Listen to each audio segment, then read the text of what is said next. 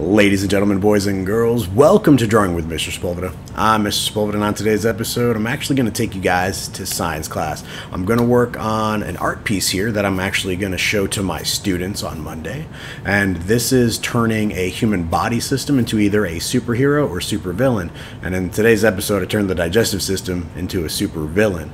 I actually did this a few years ago, and this is actually also a redraw episode. Plus, it's a story episode, so you guys get to listen to a little background story for my students in the classroom. This is one of the extension activity choices in which you guys get to write a story for your superhero or supervillain. And then in addition, I'm actually also using the Jazza Ultimate Brush Pack, so I'm only using his items in his set. That just kind of came out, so I'll leave the link in the description down below for that. Guys, I hope you enjoy the story, and I'll talk to you guys right at the end. Alright, here we go. Dinosaur was your basic, everyday, run-of-the-mill average Joe. Dean had everything people could ever ask for. He had two parents that loved him, a pet dog named Diggs who greeted Dean daily with licks to the face and zoomies around the living room. He had a pretty good job at Howard's chemical plant. Most importantly, he had a girlfriend named Carol Shea. Carol was everything to Dean. He planned on asking for her hand in marriage on their very next date at Melina's Italian restaurant. But the date never happened. Dean waited for Carol to show up at the restaurant, but she never showed. Dean got worried and called Carol's phone for the 5th time, but it went straight to voicemail like the other 4. Dean decided to hop into his car and see if she may still be at home. When Dean got there, he was greeted by a note hanging from Carol's door. It was a note that said, "Dean, if you ever wish to see your lovely Carol ever again, you'll bring $10,000 to Howard's chemical plant in Building 3. Come alone, or else you'll never see poor little Carol ever again." Dean's heart and head began to race. What in the world did this person want with Carol? Where on earth am I going to get my hands on $10,000? As the questions began flooding Dean's head, his stomach began turning. Dean had a bad case of acid reflux, and the mozzarella cheese sticks appetizers from Melina's was doing a serious number on his stomach. After a few minutes of controlled breathing and a couple tums, Dean finally got his thoughts straight. Dean decided that he would go to Howard's chemical plant alone to assure no harm falls upon his dear Carol. As for the money, Dean was hoping the thief would accept the engagement ring as an equal trade. Dean drove there as fast as he could. Luckily for Dean, he worked at the chemical plant and could use his fob to get into Building 3 with no issues. Then it hit him. Dean realized that if he could get in here with no problems, then that means the thief got in with no trouble either. That would mean it was too late. In that moment, standing before Dean was a large-looking man with broad shoulders. He was amber-skinned with muscles that would make a professional lifter jealous. In one hand, he held a weapon resembling a gun. In the other, he held Carol. Dean realized that the man who kidnapped Carol was none other than Big Ben Brunkowski.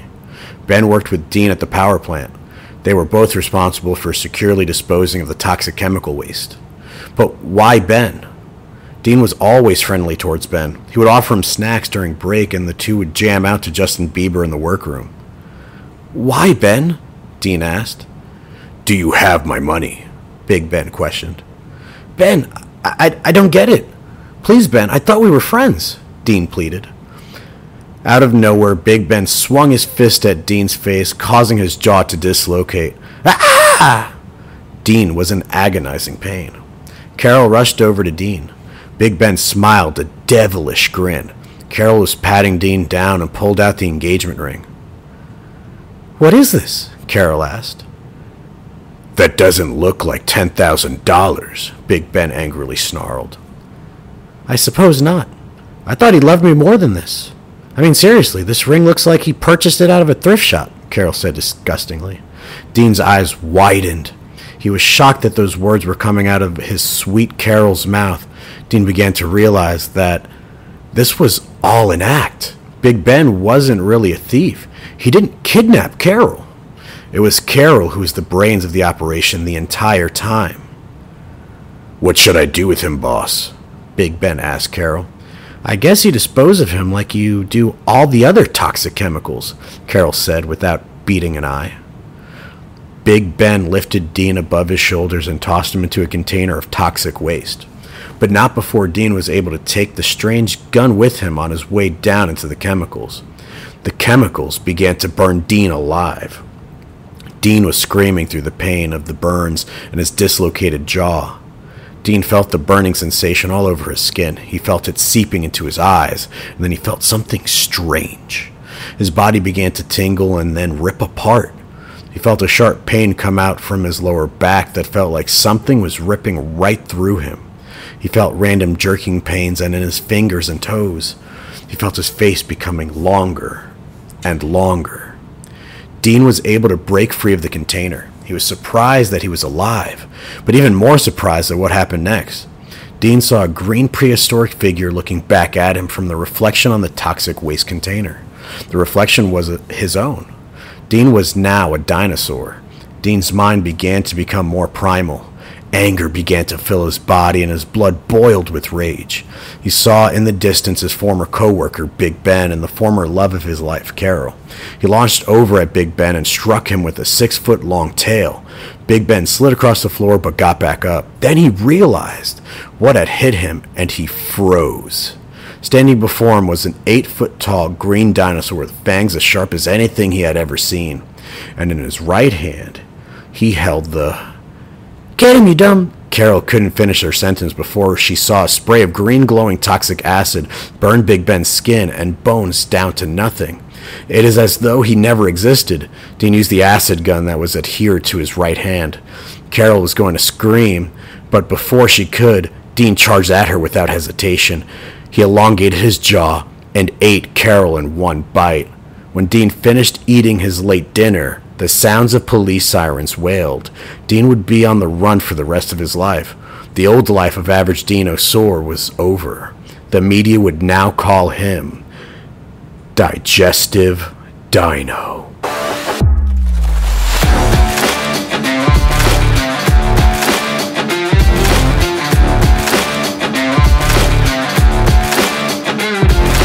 Well, what did you guys think? I thought Digestive Dino was really such a cool character. Obviously, his superpowers would be for him to elongate his jaw and be able to kind of chomp down on his enemies, just like you would with your digestive system, starting off with the food in the mouth, and then that acid gun's to allude to the gastric acids within your stomach.